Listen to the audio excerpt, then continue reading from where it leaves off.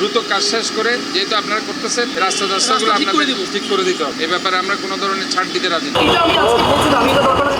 জলাবদ্ধতা নিরসন করি ফেললে সেনাবাহিনীর হাজার হাজার কোটি টিয়ার হাজগরের সিটি কর্পোরেশনের নালা দখল করে বাণিজ্যিক বিল্ডিং গড়ের সেনাবাহিনীর অনুমোদিত একখান ঠিকাদার প্রতিষ্ঠান। নালাটা ক্লিন করে দেন, নালাটা এখন আপনাদের লোক দিয়ে ক্লিন করবেন, ঠিক আছে? আমাদের লোক এসে দেখবে নালা ক্লিন হয়েছে কিনা। গোপন সংবাদের ভিত্তিতে চট্টগ্রাম সিটি কর্পোরেশনের মেয়র এবং ম্যাজিস্ট্রেট জায়ের দেহে নালা ভরাট করি এই হাজগরের। চট্টগ্রাম শহরের নাবির মধ্যে এই ভয়াবহ দৃশ্য দেখি মেয়র ও ম্যাজিস্ট্রেট হতবাক। এই যে নালা তো এখন 3 ফিট মতো আছে, 3 ফিট আমাদের কাছে কতটুকু টাকা। কিন্তু এই হতা কেউ মুখে উচ্চারণ করি নফারের, কারণ এই সাইনবোর্ডে লেখা আছে বাংলাদেশ সেনাবাহিনীর অনুমোদিত।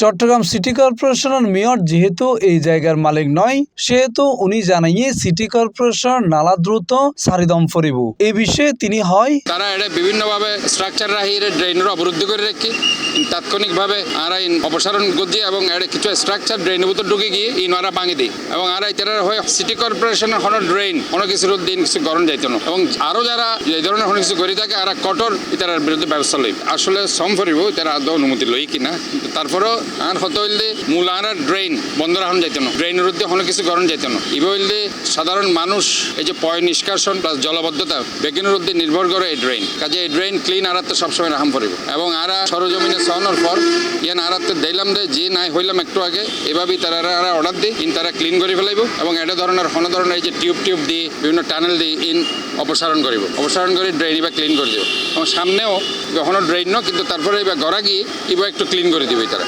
জনগণরে দুর্ভোগত ফেলাইরে কোনো ধরনের কোনো স্থাপনা আর ইয়ান অবশ্যই মানি লইতাম না এবং অ্যাকর্ডিংলি আর ব্যবস্থা লই। এই বিষয়ে ঠিকাদার প্রতিষ্ঠানের দায়িত্বরত মোহাম্মদ জাহিদুল আলম রবিন হইয়ে আমরা কোনো জায়গাও দখল করিনি, হ্যাঁ কিছু জায়গা আসলে ময়লা পড়েছে সেটা আমরা দেখেছি এবং ক্লিন শুরু করে দিয়েছি। উইদিন 5 PM ইনশাআল্লাহ আপনারা দেখবেন জায়গাটা ক্লিয়ার এবং এই রিপোর্ট আমরা সিটি কর্পোরেশনকে আবার জানিয়ে দেব। এই বিষয় ব্যাকিন এত বেশি সেন্সিটিভ যে সেনাবাহিনীর বিরুদ্ধে সহজে কেউ হতা হয়তো নসাই, কিন্তু দুইজন সাহসী নগর পরিকল্পনাবিদ তারা মুখ খুললি। এই শহরের শত শত পরিবেশবাদী আছে, বহুত বড় বড় দেশপ্রেমী মানুষও আছে।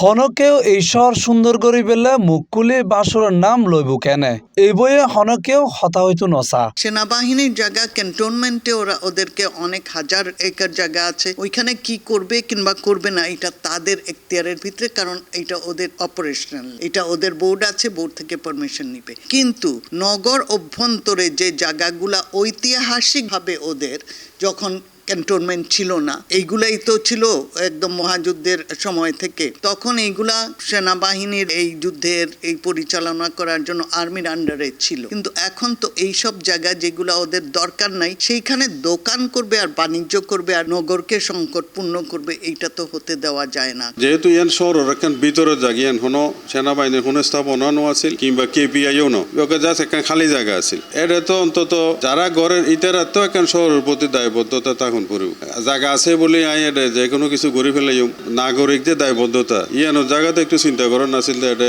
মার্কেটটান কদ্দুর এটা সামঞ্জস্যপূর্ণ বা শহরের লাই এই মার্কেটটান আদৌ প্রয়োজন আছে কিনা। সচেতন মহল জানাইয়ে এই জায়গা ছোট ছোট পথ শিশু করলে একখান খেলার জায়গা উৎপত্তু অথবা বয়স্ক মানুষ করলে বিয়ামাগার উৎপত্তু। দেশপ্রেমিক সেনাবাহিনী তুন চট্টগ্রাম নগরবাসীকে এতটুকু আশা করি নফারে রাস্তা দখল করিয়ারাই তারা কাজ চলার অনারাসন এই যে মানুষ আন্ডি আইয়ের ফিসুদে ট্রাক আইয়ের বাস আইয়ের ব্যাগই নাইয়ের এই বলছি এই শহরের একটা মূল রাস্তা, এই রাস্তার মধ্যে বিল্ডিং গান গড়ি ফেলার এটা ভিতরে কোনো পার্কিং লেবের কোনো সুযোগ নাই, এটা তো রাস্তা দিয়ে মানুষ গাড়ি দিয়ে বের হতাও ন। এখন এই জায়গা কিনুম যদি এইভাবে দখলে যাই হইবেন না খারে আরা দেশপ্রিয় সেনাবাহিনীর দেশ মাতৃকার টানে যারা জীবন দিবেন লাই প্রস্তুত থাকে, এই সেনাবাহিনীর বিবেককলের কাছে আরা প্রশ্ন করছ যে আদৌ কি এন খুব বেশি দরকার আছিল। C+ TV Chittagong.